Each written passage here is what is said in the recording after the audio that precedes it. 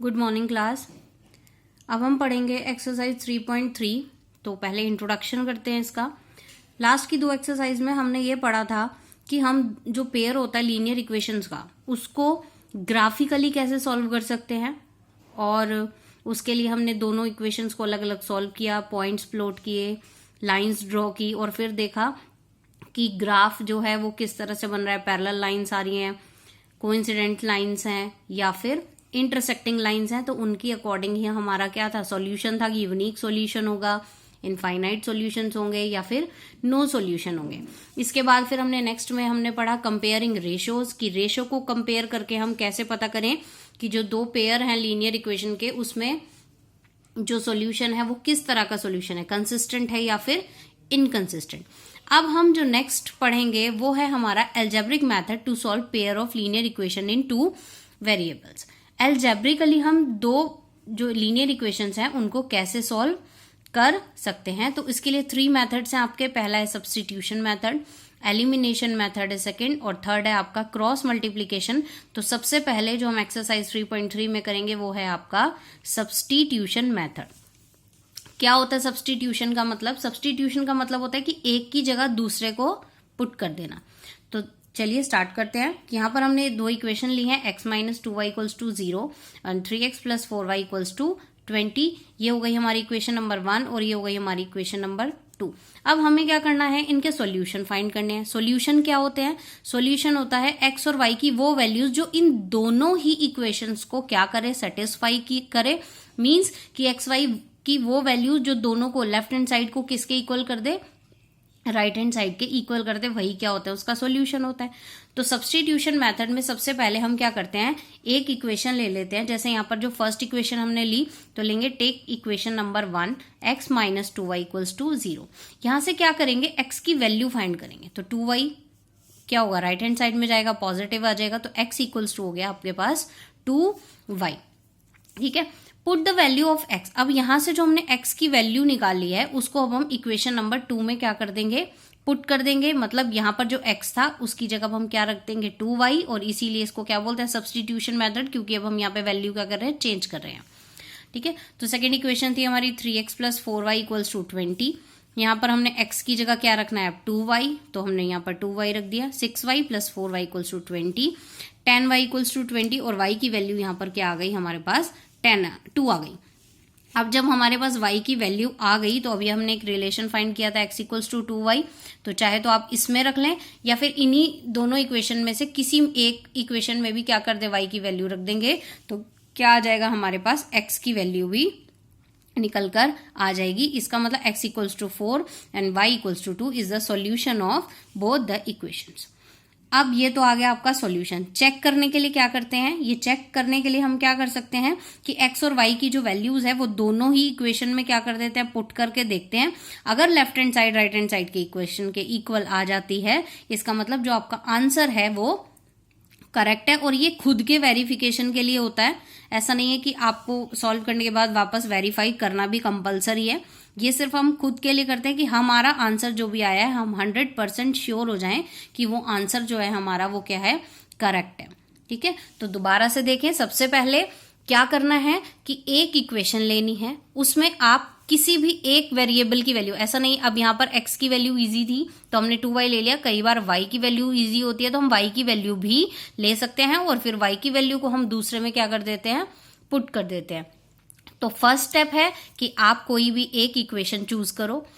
Second, उसमें से एक वेरिएबल की क्या कर दो, वैल्यू निकालो। अब जो वैल्यू आपने निकाली वेरिएबल की वो दूसरी इक्वेशन में पुट करके हम क्या करेंगे, एक वेरिएबल की वैल्यू हमें मिल जाएगी, और अगेन फिर से हम वैल्यू को फर्स्ट या सेकंड किसी में भी पुट करेंगे तो हमें दूसरे वेरिएबल की वैल्यू भी निकल जाएगी। अब यहाँ पर हमारा जो सॉल्यूशन आया वो है x equals to 4 y equals to 2। Means कि इसको देखकर सॉल्यूशन को हम ये कह सकते हैं कि जो ये पेयर ऑफ लीनियर इक्वेशन थी, कैसा सॉल्यूशन है इसका, यूनिक सॉल्यूशन है। एक ही सॉल्यूशन आया, इसका मतलब यूनिक सॉल्यूशन है। तो कैसा पेयर होगा, कंसिस्टेंट पेयर होगा।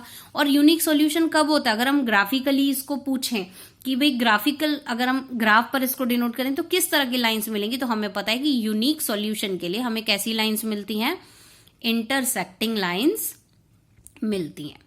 ठीक है, तो ये तो था सिंपली आपका सब्स्टिट्यूशन मेथड। सबसे पहले आप वेरिएबल की वैल्यू निकालकर उसको पुट करते हैं दूसरी इक्वेशन में, और दोनों ही जो एक्स और वाई वेरिएबल्स हैं उनकी क्या करते हैं, वैल्यू निकालते हैं। और लास्ट में हम चेक भी कर सकते हैं अपने सॉल्यूशन को, दोनों को वैल्यूज को पुट करके इक्वेशन में। अगर left hand side right hand side के इक्वल आ जाती है तो हमारा आंसर करेक्ट है, अदरवाइज हम दोबारा से अपने क्वेश्चन को चेक कर सकते हैं।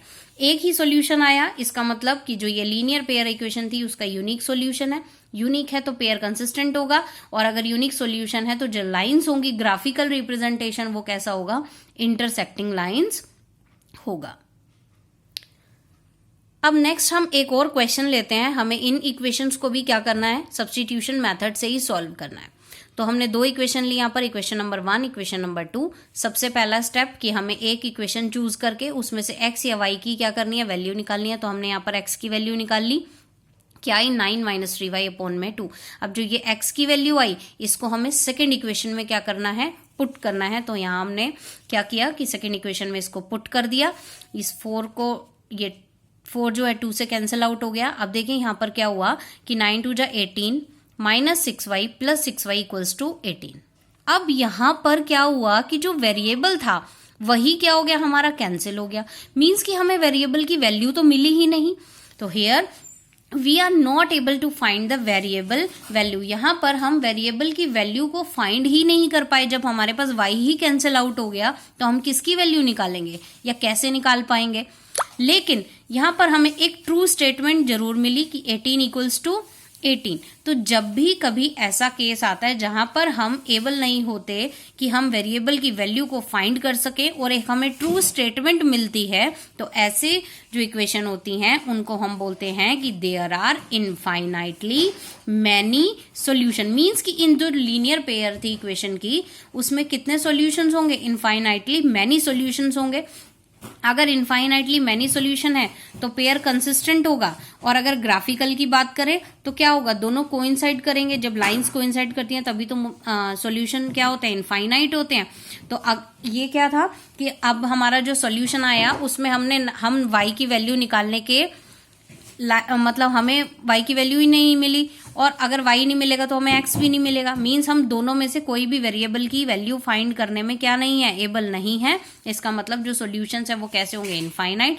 इनफाइनाइट सॉल्यूशंस कैसे होते हैं, कंसिस्टेंट। और अगर ग्राफिकली बात करें तो जो लाइंस होंगी वो क्या करेंगी, आपकी कोइंसाइड करेंगी। अब एक और लास्ट इक्वेशन हम लेते हैं कि हमने दो इक्वेशन ली यहाँ पर, x equals to 2y equals to 4, 2x plus 4y equals to 12। सबसे पहले हमें फर्स्ट इक्वेशन लेनी है, टेक इक्वेशन 1। x की वैल्यू आ गई यहाँ पर 4 माइनस 2y। अब हम इस x की वैल्यू को क्या करेंगे, सेकंड में पुट करेंगे। तो ठीक है, हमने यहाँ पर सेकंड में पुट कर दी। 2 यहाँ पे था 2x, तो x की जगह 4 माइनस 2y प्लस 4y और इक्वल्स टू 12। 4 2 जा 8 minus 4y plus 4y equals to 12। Again यहाँ पर क्या हुआ, देखिए कि जो वेरिएबल थी वो दोनों ही क्या हो गए, कैंसिल आउट हो गए। हम फिर से किसी भी वेरिएबल की वैल्यू को फाइंड करने के एबल नहीं है। लेकिन यहां पर हमें लास्ट में मिला 8 इक्वल्स टू 12। तो ये क्या है, एक फॉल्स स्टेटमेंट है। जब हमने लास्ट एग्जांपल सॉल्व किया तो वहां पे हमें एक ट्रू स्टेटमेंट मिली थी 18 इक्वल्स टू 18। लेकिन अब क्या है, वेरिएबल भी कैंसिल आउट हो गया, लेकिन हमें स्टेटमेंट भी कैसी मिली, फॉल्स मिली। तो जब भी ऐसी कंडीशन होगी जहां पर हम ना तो वेरिएबल की वैल्यू ही निकाल पाएंगे, और दूसरा हमें जो स्टेटमेंट मिलेगी वो भी कैसी होगी, एक फॉल्स स्टेटमेंट होगी, तो हम कह सकते हैं कि there is no solution. Means कि इन इक्वेशन का कोई भी सॉल्यूशन नहीं है। और जब ऐसा केस होता है कि कोई भी सॉल्यूशन नहीं होता तो हमें पता है वो पेयर कैसा होता है, इनकंसिस्टेंट होता है। और अगर ग्राफिकली रिप्रेजेंटेशन की बात करें तो जो लाइंस होती हैं वो कैसी होती हैं, हमारी पैरेलल लाइंस।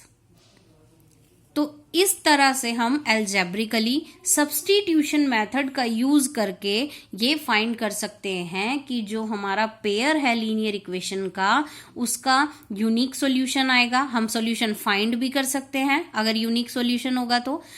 इनफाइनाइट सॉल्यूशन होंगे तो हमें वेरिएबल की वैल्यू भी नहीं मिलेगी, लेकिन एक ट्रू स्टेटमेंट मिलेगा। और अगर नो सॉल्यूशन होगा तो हमें वेरिएबल की वैल्यू नहीं मिलेगी, लेकिन क्या होगा, एक फॉल्स स्टेटमेंट भी साथ में मिलेगा, तो जो ये शो कर देगा कि जो इक्वेशंस हैं उनका कोई भी सॉल्यूशन नहीं है, पेयर इनकंसिस्टेंट है और लाइंस कैसी हैं, पैरेलल। Thank you.